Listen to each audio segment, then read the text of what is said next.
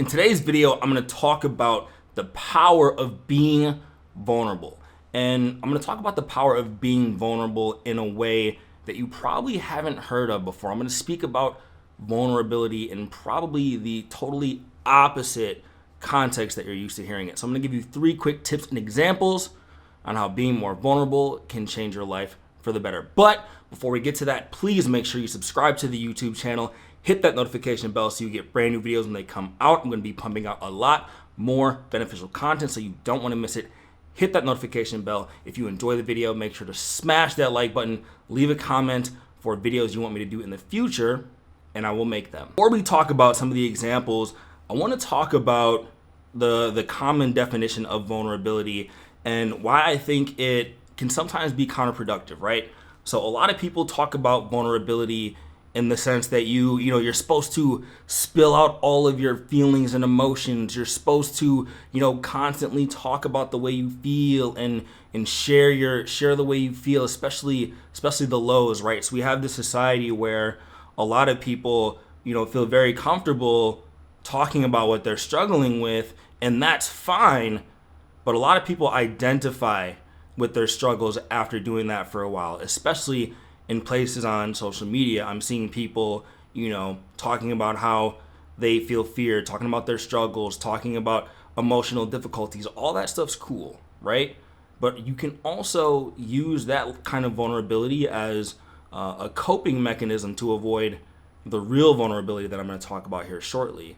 So a lot of times people will put labels on themselves, or they'll talk about themselves in a negative way because they can have some level of control over that, right? So you think you're being vulnerable and brave by sharing all your struggles, but it can actually be demotivating, and then you use that quote unquote vulnerability as a coping mechanism, right? So if you put a negative label on yourself under the guise of being brave and vulnerable, it gives you an excuse for not pursuing the things that you really want to pursue in your life. It gives you a safe little cocoon where you can control the dose of pain that you give yourself, right?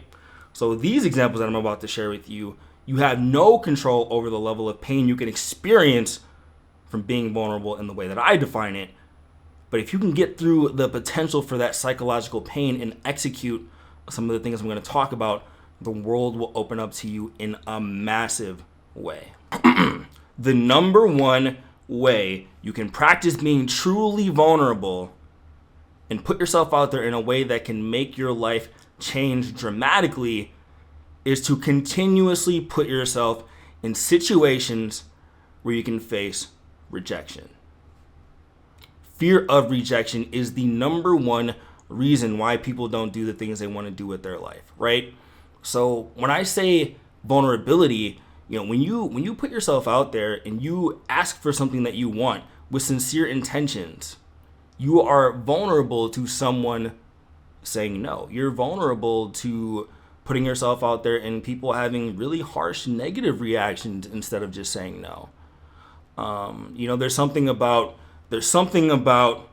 putting yourself out there, whether it's creating content like this or putting together a product to sell to someone, making a name for yourself, blah, blah, blah, that really exposes you and almost makes you feel like naked, right? Why are people so afraid of public speaking? It's because you're front and center and everyone is there and it feels like they're judging you, right? So it causes that trepidation. You're worried about saying the wrong thing and having the crowd laugh at you or shake their head or be disappointed in what you put out, right? So your ability to overcome rejection is by far the number one indicator of how successful you're going to be in your life, right? And honestly, to deal with rejection, there's really no other method than putting yourself out there and experiencing it to realize that it's not as bad as you thought it would. I've been on sales calls with people where I'm trying to pitch them my service, right? I'm talking one-on-one with them, trying to explain how I can be a benefit to their life, and there's the potential to say no, and there's 100% certainty that they're going to say no, at least some of them. If I pitch my services to 10 people, I'd feel good. I'd feel great, if 3, 4, or 5 of those people actually bought. I know for a fact that at least half of them aren't going to go for it. So when you understand that rejection is something that comes up front and that it's part of the territory, and you put yourself out there more, it just becomes easier. My first sales call, I was nervous and shaking before I got on the call. Now I'll get on a sales call and I'll talk to anybody and I'll pitch them my services because I'm the shit. And I know that because I've been through the process. So number one, dealing with your fear of rejection. Harness the power of vulnerability by putting yourself out there. Number two, another way that being vulnerable can be helpful to you is putting yourself, this is a slight derivative when I'm talking about rejection, but there's a power of being vulnerable in saying the things that you really mean, right? And not biting your tongue and not sugarcoating your opinions and not pretending to believe things that you don't believe, right? So whether it's on my YouTube videos or whether it's on the podcast I do or whether it's in my writing, I tend to share what a lot of people would consider controversial opinions, right? And I never say anything polarizing just for shock value. Like if you knew me in real life, and like some of the people who are close to me can attest, like I really believe all this stuff. I'm not just flying off at the mouth because I'm trying to cause a reaction. Like this is the way I genuinely think about life. I have a lot of contrarian opinions. I have a lot of opinions that most certainly ruffle people's feathers. I have, even when it comes to political opinions, I have some very aggressive and controversial beliefs that people don't really like, right?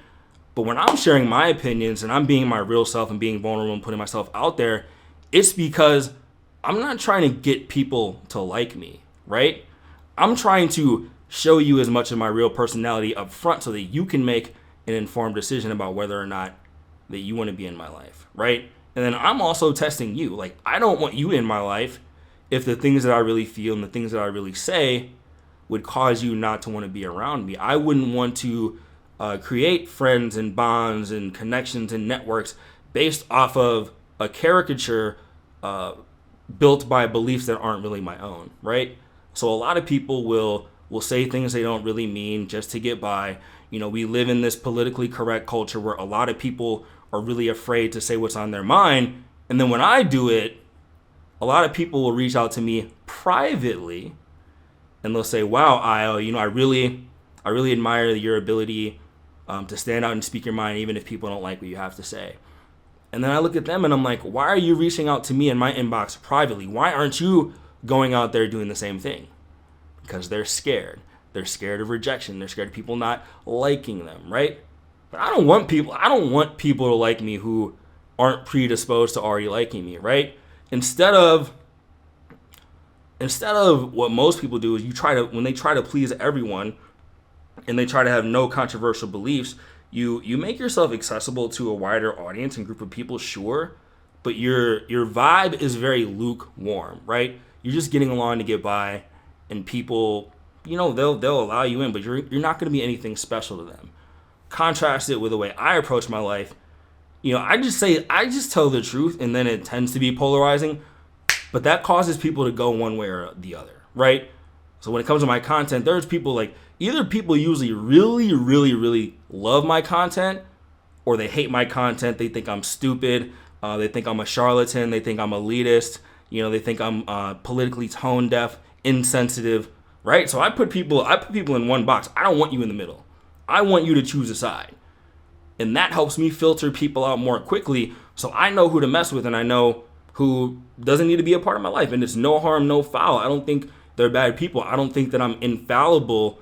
And I actually, when it comes to the counter arguments to the things that I believe, I get why it upsets people. I understand their point of view.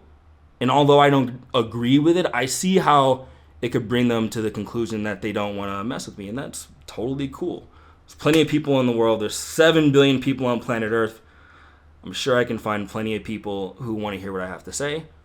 So I say it in as straightforward and honest way as possible. That's way you can be more vulnerable. Just stop being so freaking apologetic about the way that you choose to live your life. If you want to live your life a certain way and you're not hurting anybody in the process, then live your life the way you see fit, right? So a lot of people will say things about me, about the way I live my life judgmentally, and I don't care, right? They'll say, oh, you're too motivated by money. Why are you always working on building businesses? Why are you always talking about getting your income up? Because I like money. I'm not ashamed of my success. I am a capitalist. I believe that I have value, and I believe that I deserve monetary rewards for that value, right? I do things like creating content and writing and podcasting and all that stuff because I like attention. You guys see how much clearly I post on social media, and I like attention. I get off on the numbers. I also have a deep artistic, creative, meaningful element to the things I do. I really believe in what I put out. But then it's coalesced with, yes, I like being attention. I like having attention. I've always felt like I was a star, so I'm gonna be a damn star because that's what I want to do. I'm not ashamed about anything that I want to do with my life, and you shouldn't be either. If you like money, cool. If you're materialistic and you love clothes, do whatever you want. If you want to live a humble, modest life, don't listen to get-rich-quick gurus that tell you that you need to have a mansion and a Lamborghini. If you want a Lamborghini, go and get a Lamborghini. If you want to be a doctor, be a doctor. If you want to be a lawyer, be a lawyer. If you want to be an accountant, be an accountant. If you want to be a stay-at-home mother, be a stay-at-home mother. If you want to be a woman in the workforce, be a woman in the workforce. Do you. Answer all of the questions to what do I want to do with my life through a lens that is totally devoid of what other people think. Like, decide what you want and be unapologetic about it. Be shameless.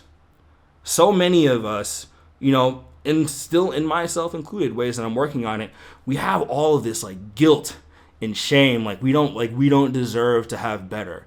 Like you feel like you're turning your nose up at the world if you decide that you want to live a better life. And it's not that way. Like you deserve to be successful. If you put in the work, you deserve the rewards for it. If you care about certain things for both meaningful reasons and superficial reasons, you should go for it. I go to the gym because I want to be healthier. I want to live long. I want to be able to play with my child. I want my organs, bones to function the proper way.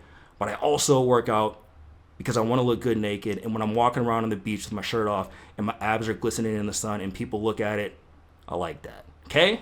You can fit both in there and it's cool. So tip number 3, be shamelessly unapologetic about the life you want to live. Do you, and let people choose whatever side they want to choose. Okay, that's the end of this video, and now there's a couple things I want you to do because I love you and you love me, so please do these things for me. If you haven't already, go into the description and check out my book, Real Help and Honest Guide to Self-Improvement. It teaches you how to implement many of the things I talked about in this video, so check that out. There's also numerous free resources in the description below, including a checklist to my favorite books, a detailed guide that'll teach you what your strengths are so you can build a business out of it, links to other articles, videos, social media, all that stuff. Make sure to check that out. Subscribe to the YouTube channel, hit the notification bell, hit that like button, and leave a comment to add your 2 cents. Like I said, gonna be cranking out a bunch more content. Had a blast doing this, and I'll see you on the next video.